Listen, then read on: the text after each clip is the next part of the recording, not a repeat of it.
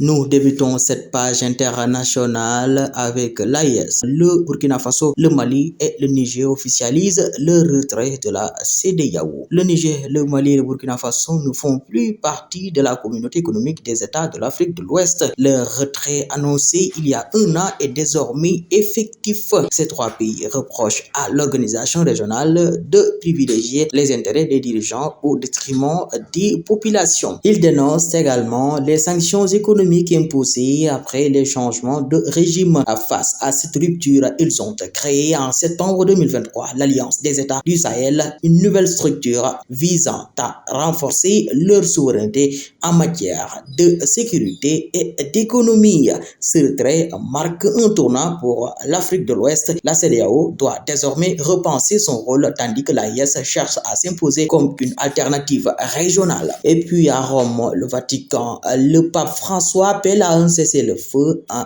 République démocratique du Congo. Le pape François a exprimé mercredi ses inquiétudes liées à l'évolution de la situation sécuritaire en République démocratique du Congo. Cette déclaration intervient alors que les rebelles de M23 soutenus par le Rwanda se sont emparés d'une grande partie de Goma, plus grande ville de l'est du pays, y compris de son aéroport. Selon les Nations Unies, une grande partie de la ville assiégée de Goma était calme tôt mercredi matin après que des milliers d'habitants ont fui la ville se réfugiant aux abords de Goma. La veille sous les attaques de missiles, des blessés affluaient vers des hôpitaux alors que les forces gouvernementales contrôlent encore des proches de Goma. Les témoignages d'habitants à d'Associated Press ont révélé que le groupe M23 contrôlait la majeure partie de la ville. Le pape François a fait référence aux attaques d'au moins 10 ambassades étrangères à Kinshasa, dont celle du Rwanda, de la Belgique, de la France et des États-Unis lundi par des manifestants.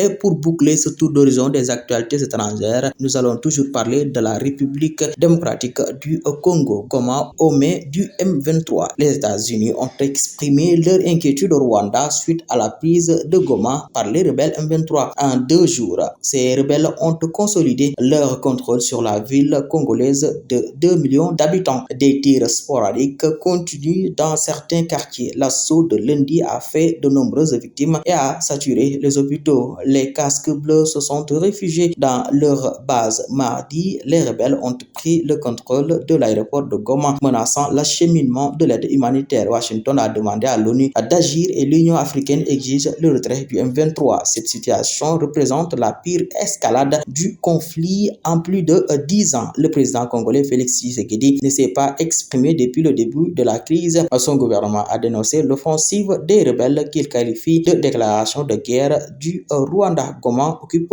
une position stratégique dans l'est du Congo, région frontalière du Rwanda. Et ça n'est tout pour ces actualités étrangères dans ce 19h.